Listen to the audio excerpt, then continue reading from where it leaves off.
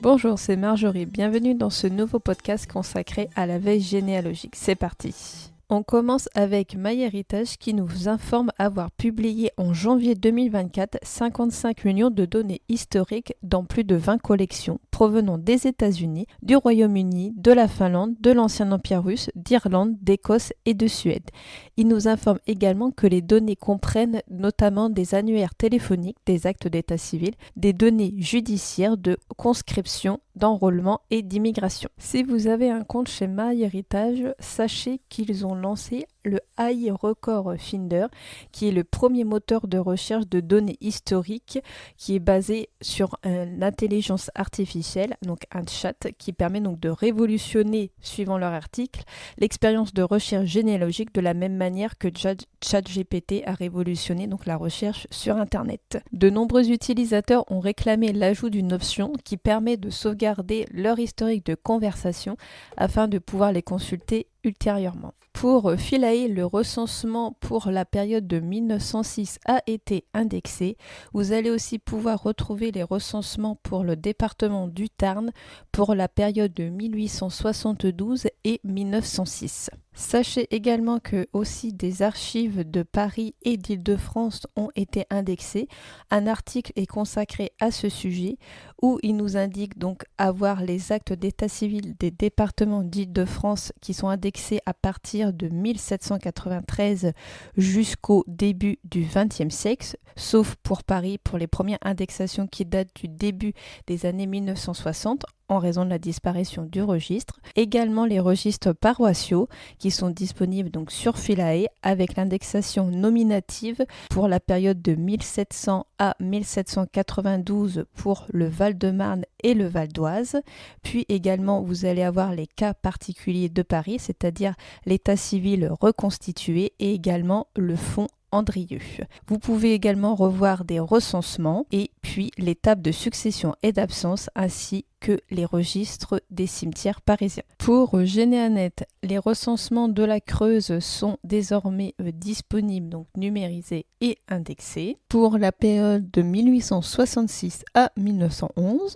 Pour les mises en ligne de la semaine, vous allez pouvoir retrouver 364 nouveaux relevés collaboratifs à travers le monde, le fichier INSEE de février 2024 qui a été mis à jour, puis également les registres notaires pour Marseille, les recensements du Calvados et également donc la numérisation de l'association SGLB, donc qui est là pour les notaires pour Lyon et Givors. Vous pouvez aussi retrouver la mise à jour des collections cimetières sur différents départements de France ainsi que sur différents pays. Dans un podcast précédent, je vous avais parlé des nouveaux menus de Généanet intitulés la rubrique outils de travail.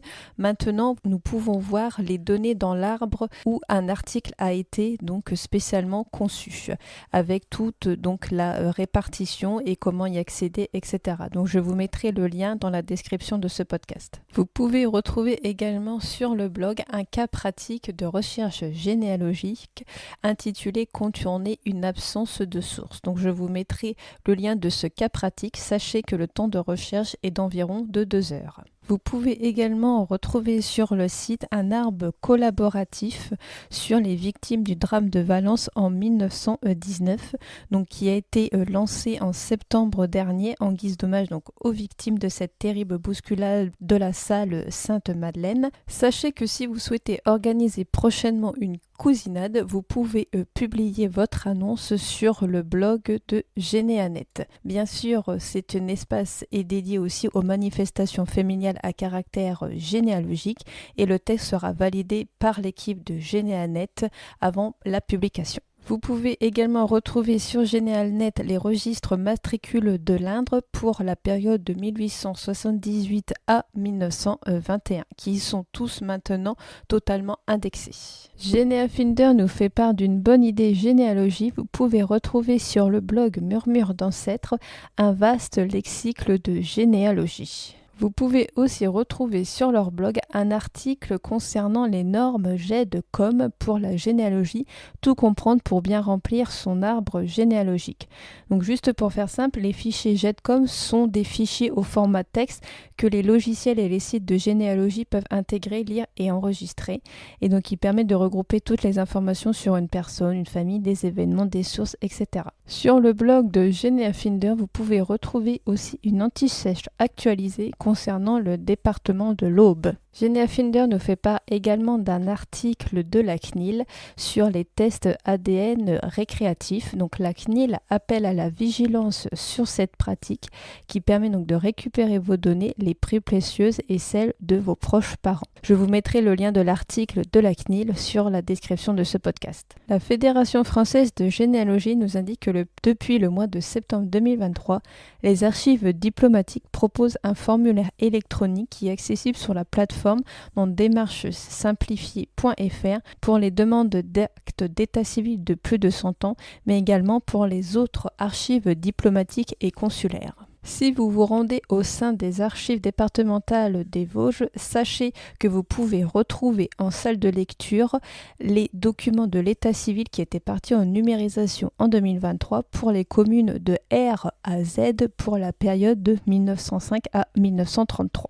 France Archives nous fait part que les archives départementales du Finistère mettent en ligne un tout nouveau répertoire qui permet d'effectuer une recherche dans l'ensemble des documents du cadastre rénové. Et le petit bonus, une fiche d'aide à la recherche et près de 17 000 plans numérisés sont également disponibles. On continue avec les cadastres. Sachez que les archives de l'Isère qui conservent les plans et les registres du cadastre réalisés entre 1808 et 1838, donc ceux pour la numérisation se poursuit et vous pouvez voir maintenant la mise en ligne des plans du cadastre napoléonien de Bourgoin-Jallieu et aussi ceux de l'arrondissement de Vienne. Les Archives nationales de France nous font part de leur mise en ligne de plusieurs milliers d'images de notices individuelles qui a été établie au nom des réfugiés espagnols par la police ou les préfectures en salle de lecture virtuelle.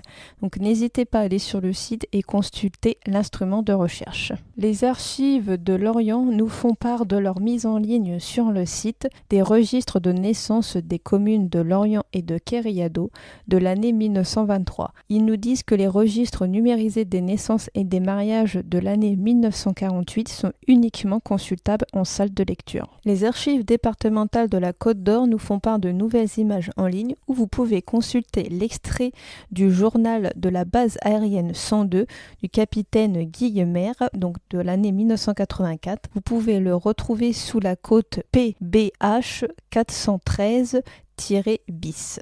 Au sein des archives départementales des Yvelines, sur leur site, vous pouvez retrouver un article de blog où vous pouvez découvrir l'histoire captivante du temple protestant de Guerville. La restauration a été achevée en janvier 2024 et relève son rôle dans les dissensions religieuses des années 1830. La revue française de généalogie nous fait part que le dossier du capitaine Dreyfus est en ligne. Il a été restauré puis numérisé et il est aujourd'hui accessible donc sur le portail de Mémoire des Hommes. Le Musée national de l'éducation nous ouvre ses portes de ses collections et vous permettent d'explorer donc ces collections en ligne en partie numérisées. Je vous mettrai le lien du site dans la description de ce podcast. Si vous avez l'intention de préparer une visite aux archives et traiter les données, sachez qu'un article de blog sur le site www.elodie-du6et-du6antoine.fr ont créé un article pour nous aider à préparer une visite au sein des archives.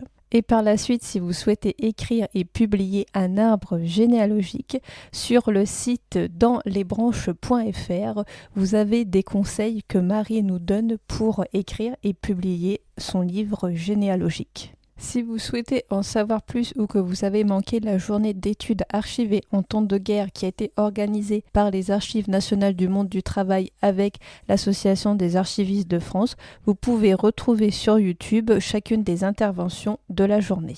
Si vous êtes abonné à Philae, il y a également aussi la carte de vos origines. Il vous suffit de cliquer sur la carte dans votre arbre où vous pourrez visualiser les régions, les départements et les communes où vous avez des événements tout en pouvant afficher uniquement ceux des ancêtres et choisir uniquement l'événement de naissance et une période.